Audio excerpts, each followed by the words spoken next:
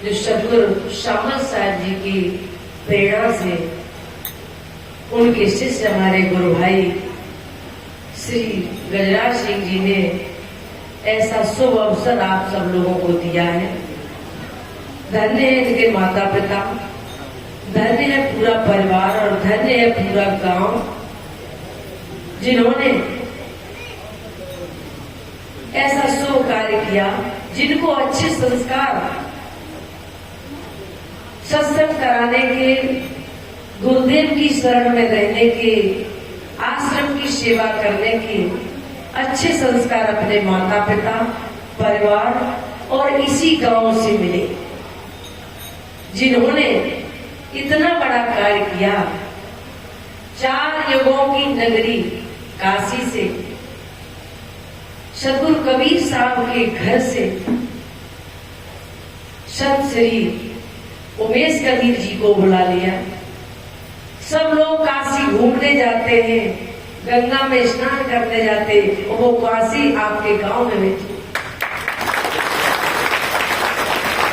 अपने आप में काशी और कबीर का पूरा दर्शन आप संत श्री उमेश कबीर जी में कर सकते हैं। इनकी वाणी सुनकर वो जो लाभ ले सकते हो, कबीर साहब ने कहा है कि तीर्थ गए से एक फल, संत मिले फल चार, सदगुरु मिले अनेक फल, कहे कबीर। आप तीर्थों में जाओगे तो कोई एक फल मिलेगा, लेकिन ऐसे संत सदगुरु आपको मिल जाए तो कबीर साहब अपने विचार के कहते हैं, जिसकी महिमा को तो कोई वर्णन ही नहीं किया जा सकता है, जिन्होंने ऐसे संतों को यहाँ उपस्थित कराया है। अब आप लोगों का ये धर्म बनता है कि इन्होंने भंडारा भी किया है और आपको 1 घंटे बाद वो खाने को दावत मिलेगी। संतों को बुला के बहुत कुछ खर्च भी किया है, लेकिन थोड़ा सा खर्च आपका भी हम कराना चाहते हैं, और उसको कहते हैं शांति का दान। यदि आप लोग शांति से 40 मिनट की वाणी को सुन लोगे तो ये समझ लो आपने बहुत बड़ा पुण्य का कार्य कर लिया। और यहाँ भी बैठकर कि काशी यहाँ बैठी है और आपका मन काशी में, मथुरा में, दिल मथुरा मन काशी, आप यहीं उपस्थित होकर तन और मन से कुछ वाणी का प्रसाद ले लो। हालांकि खड़गपुर आपसे केवल 5 किलोमीटर दूर है, लेकिन शायद ही है कि आप लोगों में से कोई वहां तक पहुंच पाता हो। कुछ चंद भक्तजन हैं जो पहुंच जाते हैं। तो बहुत ही पुण्य का काम गजराज सिंह जी ने किया है कि क्यों ना हम उन संतों को यहाँ अपने गांव में बुलाएं, ताकि आप लोगों को सत्संग का लाभ मिल सके। किसी को 2 रोटी देने में उतना पुण्य नहीं है जितना उसको जीवन भर रोटी खाने की कला बता दे कि आप जीवन भर पैदा करके रोटी खाते रहो, इसका ज्यादा पुण्य है। और वही पुण्य गजराज जी ने किया है कि संतों से वो युक्ति खुद सीख लो और अपने जीवन को सहज बिता दो। और सहज जीवन बिताने के लिए जरूरी है सत्संग। आप ये मान लीजिए कि आप वर्षों युगों तक तपस्या, दान, धर्म इत्यादि करते रहोगे, उसका फल पद भर के सत्संग में मिल जाता है। और वो मिलता तब है जब आपके मन में परिवर्तन हो। अब ये नहीं हम आके इनके व्यवहार की वजह से बैठ तो गए कि ये मेरे दरवाजे पे नहीं आएंगे, कि चलो इन्होंने बुलाया है, चलो उतना समय पास करना है। इन सब बातों से अलग हटके सिर्फ मन लगा के संतों की वाणी सुन लो, किंतु परंतु ये बाद में करना। हालांकि कुछ हमारे भाई बंधु माता बहनों के लिए ये नया कार्य होगा।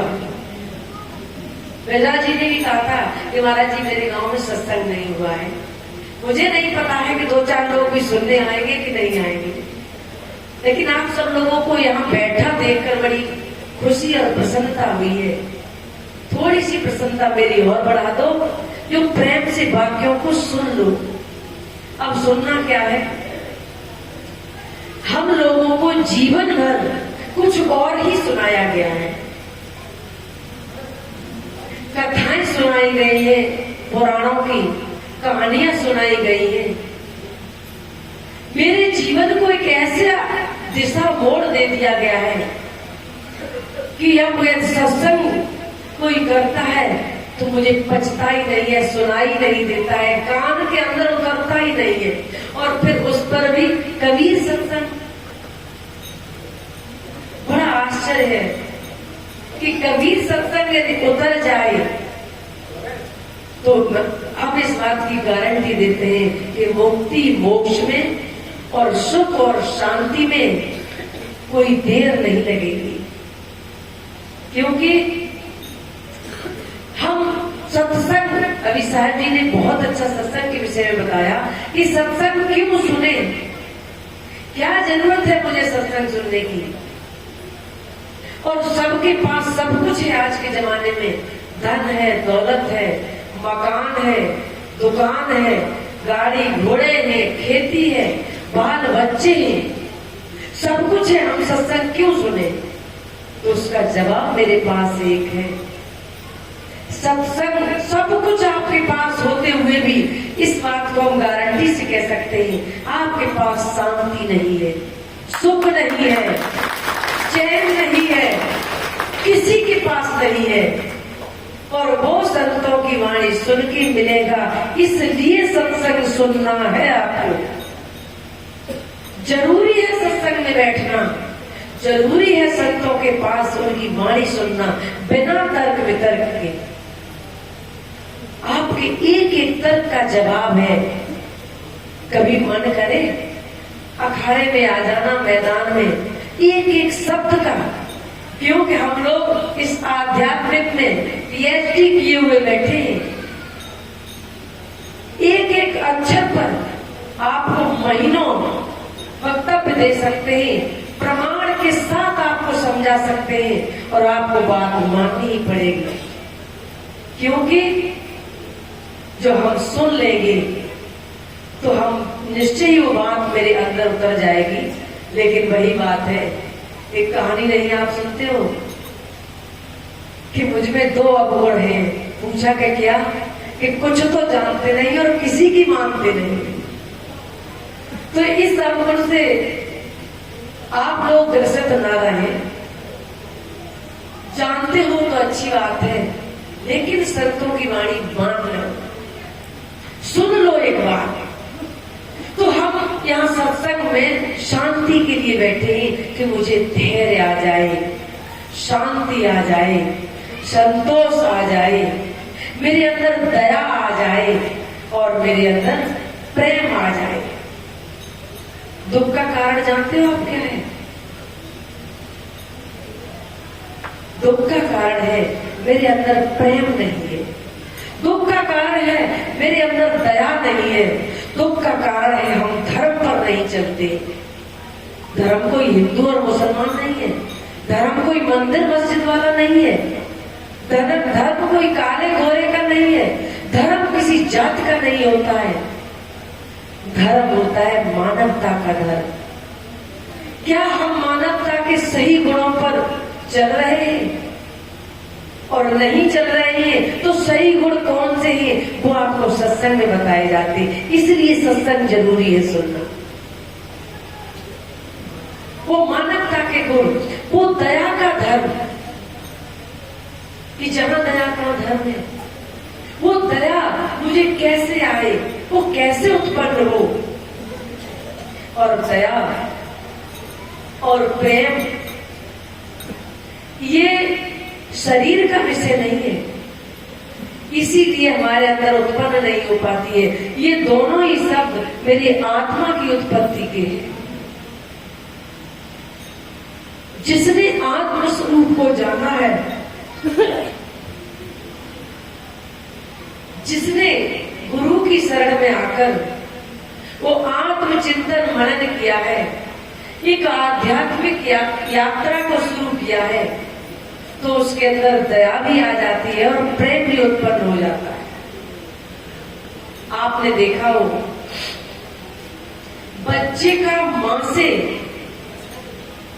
जुड़ाव क्या होता है।